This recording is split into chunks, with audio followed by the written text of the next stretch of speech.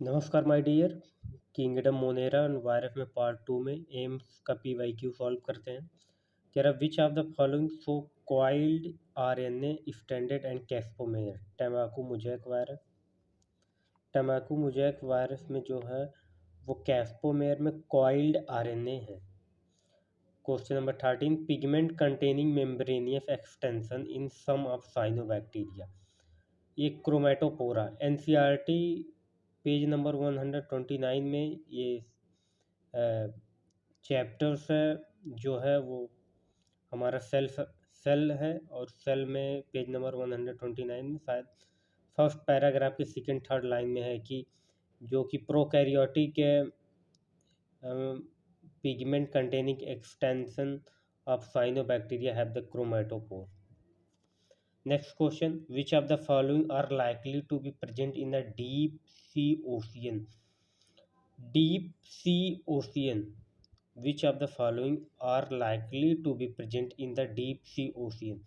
इसमें से कौन सा डीप सी ओशियन में है? Archaebacteria, blue green algae blue green algae, eubacteria and saprophytic fungi. Saprophytic fungi क्या करेगा डीप सी ओशियन में? अगर बात की जाए ब्लू ग्रीन एल्गी की, तो ग्रीन एल्गी और ब्लू ग्रीन एल्गी जो कि ऊपर रहेगा क्योंकि ग्रीन है, ये फोटोसिंथेटिक्स करेगा। और उस हिसाब से हमारा यू बैक्टीरिया इधर true bacteria and Archie bacteria जो होते हैं ये इनके पास तीन क्लास होती है। एक तो थर्मिडो एसिडोफिल होते हैं, दूसरा है साल्टी एरियम भी रह सकते हैं, तीसरा रूमिनेंट प्लेस में भी रह सकते हैं। तो डीप सी ओशियन में साल्टी ज़्यादा होगा, तो इस हिसाब से हमारा आसान आ गया first. The cyanobacteria is also referred to as, साइनोबैक्टीरिया को किस नाम से रिफर किया जाता है? Blue green algae. एनसीईआरटी की लाइन है। Which statement is wrong from virus? Virus के लिए कौन सा स्टेटमेंट रॉन्ग है? ऑल पैरासाइट, हाँ parasite, all of them have helical symmetry, नहीं, ये ऑप्शन होगा बी, स्टेटमेंट रॉन्ग पूछा। अच्छा एक बात और, जब हम क्वेश्चन सॉल्व करने जाएं चाहे अपने टेस्ट में या फिर नीट के एग्जाम में, तो पेन ऐसे चलाना चाहिए, विच of the following statement is wrong, wrong पे सर्किल। यानो हमको ये पता रहे कि हम जब ऑप्शन को खोज रहे हैं तो अंडर प्रेशर में रहते हैं, हमें ये जानकारी होनी चाहिए कि हम रॉन्ग स्टेटमेंट को खोज रहे हैं कि ट्रू खोज रहे हैं। The nucleus membrane is absent, nucleus membrane किस पे एब्सेंट है? नॉस्टॉप। ये शायद एनसीईआरटी में मेंशन नहीं है, लेकिन एम्स 2012 का ये पीवाईक्यू काफ़ी ज़्यादा इंपॉर्टेंट है। Maximum nutrition diversity in found in the group, किस ग्रुप में है? वो है मोनेरा। मोनेरा में सबसे ज़्यादा डाइवर्सिटी है। Eubacteria is a cellular component that are resemble eukaryotic cell, किस चीज़ से उसको रिजेंबल किया जाता है कि यूकैरियोटिक सेल? प्लाज्मा मेम्ब्रेन से। Organism called methanogen are most is abundant, cattle yard, buffalo, cow में होता है। Virus envelope is known as capsid, capsid का बना होता है। Some hyperthermophilic organism that grow in highly acid habitat belong to group are called, तो eubacteria and archaebacteria. Next question पे आते हैं। कह रहा है T O Diener discover the, T O Diener discover क्या क्या ये डिस्कवर किए थे? तो डिस्कवर किए थे free infectious RNA, free infection RNA.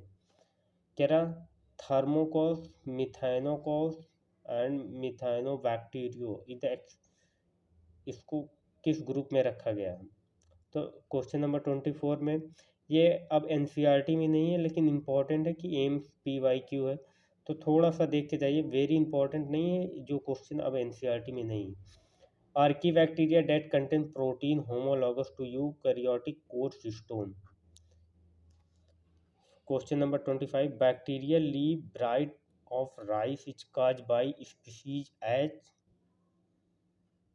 जैंथोफोम। Which one of the following statement about mycoplasma is wrong? They are also called PPLO, ये तो सही है। They are phyllomophoric, ये भी सही है। They are sensitive to penicillium, ये false. They cause disease in plant, हाँ प्लांट एनिमल दोनों में पैथोजन काज करते हैं।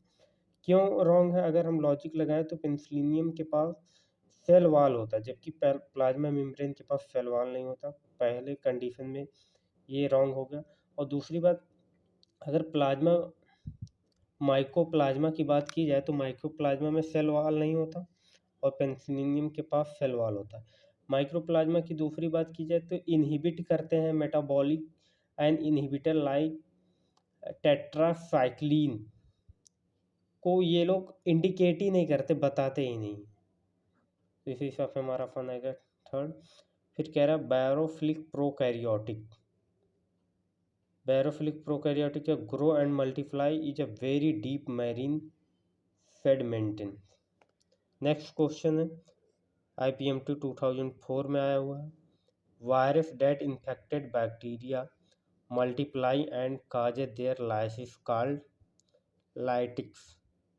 Next question and last question हमारा है, which of the following statement is not true for retrovirus. Retrovirus के लिए कौन सा स्टेटमेंट ट्रू नहीं है? तो DNA is not present at any stage of the life cycle is retrovirus, नहीं यही है, क्योंकि रीटो वायरस की बात की जाए तो ये एंजाइन रिवर्स है।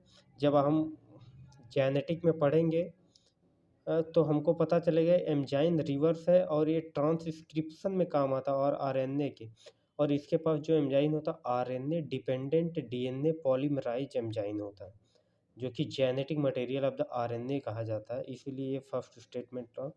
जब हम डोमा पढ़ेंगे जो रिवर्स करता है RNA, बैक्टीरिया के केस में RNA से रिवर्स करके DNA बनाता है, क्योंकि अगर ये किसी भी चीज़ पे अटैक करता है तो इसके पास अपना खुद का जेनेटिक मटेरियल DNA होना चाहिए। तो इस हिसाब से हमारा ऑप्शन आएगा फर्स्ट। तो विद इन 7 मिनट में दोस्त हमने 17-18 PYQ एम्स के किए हैं, काफ़ी ज़्यादा इंपॉर्टेंट है। अगर वीडियो अच्छी लगी हो तो चैनल को लाइक करें, सब्सक्राइब करें। ऐसे मैं बायो केमिस्ट्री, फिजिकल केमिस्ट्री का एम्स का PYQ, नीट का PYQ इंपॉर्टेंट पॉइंट्स लाता रहूँगा। और अभी तक चैनल को सब्सक्राइब नहीं किए तो चैनल को सब्सक्राइब कीजिए, वीडियो को लाइक करिए। थैंक यू दोस्त।